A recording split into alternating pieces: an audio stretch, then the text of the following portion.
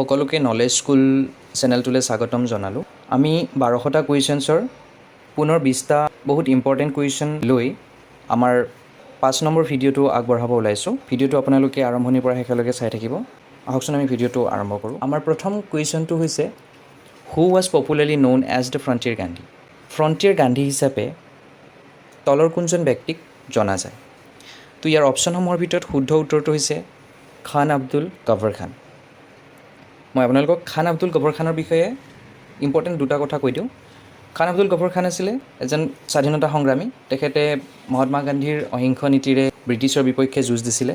খান আব্দুল গফৰ খান হৈছে প্ৰথমজন বিদেশী নাগৰিক যিয়ে ভাৰতৰত্ন পাইছিলে। নেক্সট কুৱেশ্যনলৈ আহোঁ। Who was the first American missionary to compile a dictionary of the Assamese language. Asamiya ভাষাৰ অভিধান প্ৰণয়ন কৰা প্ৰথমজন আমেৰিকান মিছনাৰী কোন আছিলে? ইয়াৰ অপশ্যনসমূহৰ ভিতৰত শুদ্ধ উত্তৰটো হৈছে মাইলছ ব্ৰানছন। নেক্সট কুৱেশ্যন আছে who wrote the first Assamese novel Bhanumati. প্ৰথম অসমীয়া উপন্যাস ভানুমতীৰ লিখক কোন আছিলে? তো ইয়াৰ অপশ্যনসমূহৰ ভিতৰত শুদ্ধ উত্তৰটো হৈছে Padmanath Gohain Baruah.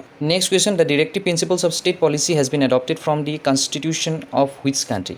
ডিৰেক্টিভ principles of state policy এই ধাৰণাটো কোনখন দেশৰ সংবিধানৰ পৰা গ্ৰহণ কৰা হৈছে? তো ইয়াৰ অপশ্যনসমূহৰ ভিতৰত শুদ্ধ উত্তৰটো হৈছে আয়াৰলেণ্ড। এই যি directive principle of state policy নিৰ্দেশাত্মক নীতি, এইটো আমাৰ সংবিধানৰ 4 নম্বৰ অংশত আছে। Next question who is the father of Assamese short story. Asamiya চুটিগল্পৰ জনক বুলি কাক জনা যায়? আৰু ইয়াৰ অপশ্যনসমূহৰ ভিতৰত শুদ্ধ উত্তৰটো হৈছে লক্ষ্মীনাথ বেজবৰুৱা। নেক্সট কুৱেশ্যনলৈ আহোঁ। Next question right to education is a fundamental right under which of the following. শিক্ষাৰ মৌলিক অধিকাৰটো তলৰ কোনটো অনুচ্ছেদৰ অন্তৰ্গত আহে? তো ইয়াৰ শুদ্ধ উত্তৰটো হৈছে 21A। 2002 চনৰ 86 এমেণ্ডমেণ্ট এক্টৰ দ্বাৰা 21A অনুচ্ছেদটো আমাৰ সংবিধানত অন্তৰ্ভুক্ত হৈছে আৰু এই অনুচ্ছেদৰ দ্বাৰা 6 পৰা 14 বছৰৰ সকলো শিশুকে বিনামূলীয়া শিক্ষা প্ৰদানৰ ব্যৱস্থা কৰা হৈছে। Next question the first T company establish in Assam was. অসমৰ প্ৰথমটো চাহ কোম্পানী কোনটো সুধিছে? তো ইয়াৰ অপশ্যনসমূহৰ ভিতৰত Jorhat T company, Assam T company, Assam Bengal T company, none of the above. আৰু ইয়াৰ ভিতৰত শুদ্ধ উত্তৰটো হৈছে Assam T company. Assam T company 1839 চনত প্ৰতিষ্ঠা কৰা হৈছিলে। আৰু ইয়াৰ লগত ৰিলেটেড মই আৰু এটা কথা কৈ দিওঁ।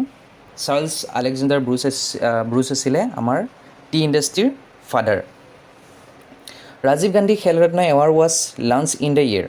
ৰাজীৱ গান্ধী খেলৰত্ন এৱাৰ্ডটো কোন বছৰৰ পৰা আৰম্ভ কৰা হৈছিলে? তো ইয়াৰ অপশ্যনসমূহৰ ভিতৰত শুদ্ধ উত্তৰটো হৈছে 1991-92। ৰাজীৱ গান্ধী খেলৰত্নৰ বিষয়ে মই আৰু দুটা কথা কৈ দিওঁ। ৰাজীৱ গান্ধী খেলৰত্ন এৱাৰ্ডটো 2021 চনৰ পৰা মেজৰ ধ্যানচান্দ খেলৰত্ন এৱাৰ্ড হিচাপে জনা যায়, নতুন নামাকৰণ কৰা হৈছে। আৰু এই ৰাজীৱ গান্ধী খেলৰত্ন এৱাৰ্ড লাভ কৰা প্ৰথমজন ব্যক্তি আছিলে বিশ্বনাথন আনন্দ। এই কথাখিনি আপুনি মনত ৰাখিব।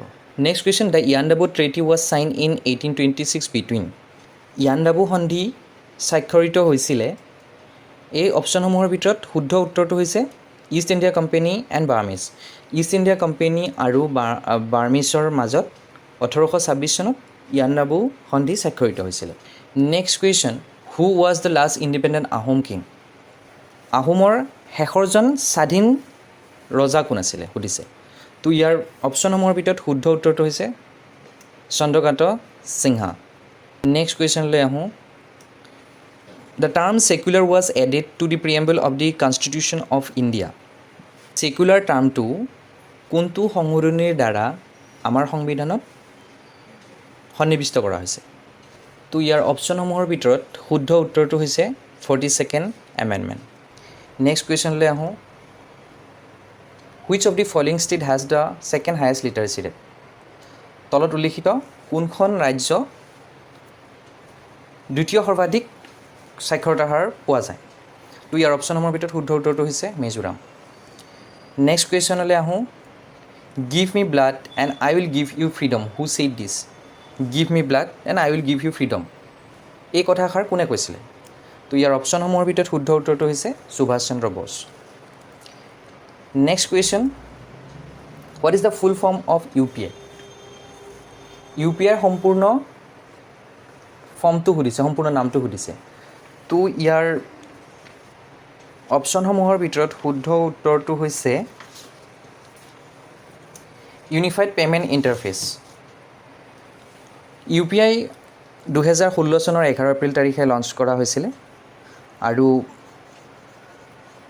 UPIটো মেনেজ কৰে national payment corporation of India NPCI আৰু ভূটান হৈছে প্ৰথমখন বিদেশী ৰাষ্ট্ৰ UPI টেকন'লজিটো একচেপ্ট কৰা। নেক্সট কুৱেশ্যনলৈ আহোঁ। Next question, make in India was launch in the year. Make in India কোন বছৰত লঞ্চ কৰা হৈছিলে? তো ইয়াৰ শুদ্ধ উত্তৰটো হৈছে ছেপ্টেম্বৰ 2014। আমি নেক্সট কুৱেশ্যনলৈ আহোঁ। Next question, the headquarter of UNESCO is at. ইউনেস্কোৰ মুখ্য কাৰ্যালয় ক'ত অৱস্থিত? আৰু ইয়াৰ অপশ্যনসমূহৰ ভিতৰত শুদ্ধ উত্তৰটো হৈছে পেৰিছ।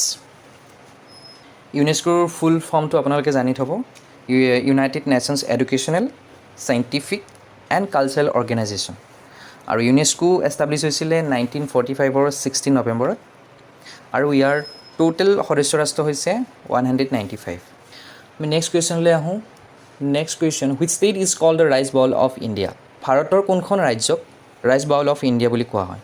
আৰু ইয়াৰ শুদ্ধ উত্তৰটো হৈছে অন্ধ্ৰপ্ৰদেশ। নেক্সট কুৱেশ্যনলৈ আহোঁ। Thomas Cup is associated with which game. Thomas কাপটো কোনটো খেলৰ সৈতে জড়িত? তো ইয়াৰ অপশ্যনসমূহৰ ভিতৰত শুদ্ধ উত্তৰটো হৈছে বেডমিণ্টন।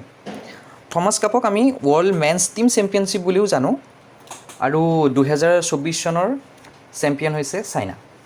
নেক্সট কুৱেশ্যন, হাউ থিক ইজ দ্য লিথোস্ফিয়াৰ। লিথোস্ফিয়াৰৰ পৰিসৰ কিমান বুলি সুধিছে। তো ইয়াৰ শুদ্ধ উত্তৰটো হৈছে 10ৰ পৰা 200 কিলোমিটাৰ। আৰু আমাৰ আজিৰ লাষ্ট কুৱেশ্যনটো হ'ব, by which name NEFA is known today. এতিয়াৰ সময়ত নেফাক কি বুলি জনা যায়? অৰুণাচল প্ৰদেশক আগতে নেফা হিচাপে জনা গৈছিলে আৰু নেফাৰ ফুল ফৰ্মটো হৈছে নৰ্থ ইষ্ট ফ্ৰণ্টিয়াৰ এজেঞ্চি। তো আজি আমাৰ এইখিনিতে সমাপ্ত হ'ল। আশা কৰোঁ আপোনালোকে এই ভিডিঅ'টো চাই উপকৃত হ'ব। ভিডিঅ'টো শেষলৈ চোৱাৰ কাৰণে আপোনালোকক অশেষ ধন্যবাদ। আমাৰ চেনেলটো লাইক কৰিব, ছাবস্ক্ৰাইব কৰিব আৰু শ্বেয়াৰ কৰি থাকিব।